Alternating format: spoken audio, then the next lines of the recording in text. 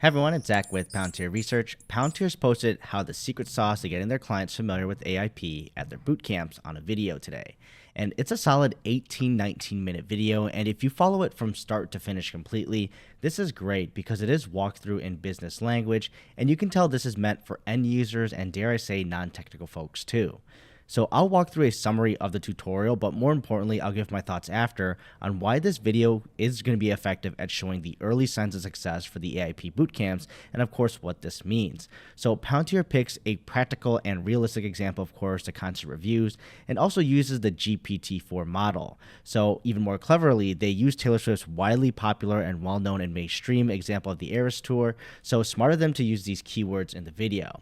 Now, getting to it, they run through an easy use case of verifying concert ratings as positive or negative, and this utilizes AIP logic and the debugger on the side. So this is a nice and easy user-friendly way to verify what the LLM is thinking, that output, and kind of the reasonings why it went that way. And this transitioned perfectly too, though, to the guardrail aspect. And if you put banana as a concert review, the LLM understands the irrelevance and notes it'd be problematic to rate it. Not just obvious stuff, of course, there, but they also have the incorrect data types too. But taking the context is much more important, I think was a great example for them to show. And then, as he gets deeper into the Eras Tour concert example, their objective is trying to fit the right things when it comes to answering a straightforward question, or seemingly straightforward, if the concert is long. So it's a great opener there. Then he transitions to a more real business use case regarding how many flights arrive in San Francisco. So it gives that generic answer of average flights per day, and nothing specific using their ontologized data, so he did that first on purpose. And then, with adding the tool of query objects that uses the ontology on the back end, he gets an exact amount of flights in the example ontology of data that they use. So this is powerful, and the flexibility of adding in the public versus non-public data and things that are proprietary to yourself, it's a big deal here.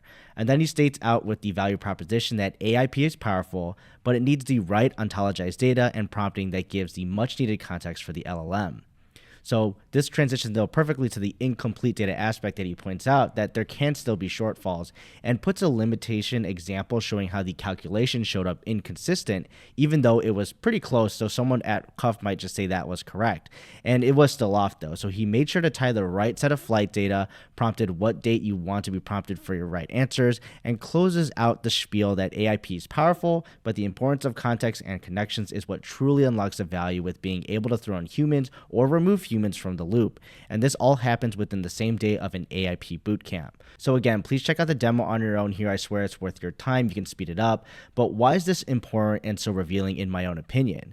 So first, as I mentioned, it's simple and easy to understand examples in the beginning with rating concerts and using the extreme examples of a good review or a bad review. But cleverly, they chose wordings that can be hallucinated by AI, and this wasn't the case actually for the example. Then asking a question also about Taylor Swift's concert was genius because we know this is a very realistic example. It's pop culture that anyone and their mama would most likely know about, at least be able to understand, and nothing too figurative or niche or something there that's not really quite appealing.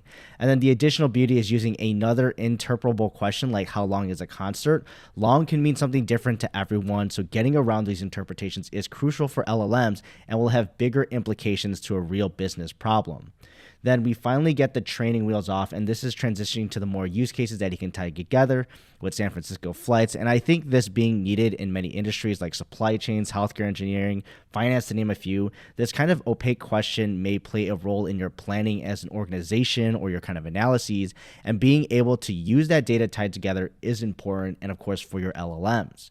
But also being able to check if your system is interpreting it the right way and the sets of data that you want it to, and enhancing it with your own ontology is the crucial aspect. Now, this was an 18.5-minute tutorial. Me never working with Palantir's products directly myself saw how this walkthrough was very obvious, or at least looked intuitive to use. You prompt and debug. Now, I'm thinking lots of analysts will probably get these tools in their hands over time, but even more famously, if they can get it into non-technical folks' hands here and they're prompting with this AI tool, like say an HR person, maybe a non-analytical marketing person or analyst, or someone in management who doesn't necessarily get into the weeds, can pick up on this product and be able to contribute just as much. It seems to have an intuitiveness, at least in the video example, that flows with the work you're trying to do naturally.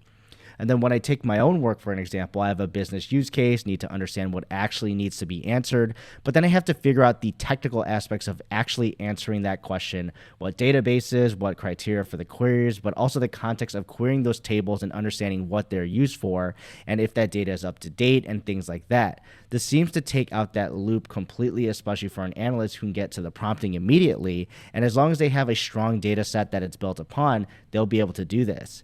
Now, obviously, in the setup phase, there could be distrust here, but the auditability and debugger also feature I think is important to note because it allows that visibility into what actually happened when you got an answer. And of course, if you need to dive deeper, it's there. So taking all this into account, AIP Bootcamps, in my opinion, if they start out with this, seems to make sense on why we get the testimonials of getting use cases to present to CEOs within a single day or 8 hours, or even within just the 5-day time period that they're promoting with Palantir themselves. So the speed to value is one thing, but that's the byproduct of actually having a solution that is intuitive enough for even the most non-technical employees and people that come in, and they're going in immediately to these boot camps and kind of getting something ready immediately. Now, this is obviously a demo with sandbox data, so it's of course a softball for himself presenting this, but I think the point gets across on why Palantir is able to get clients and start noticing the product. It's because the intimidation factor doesn't seem to be there.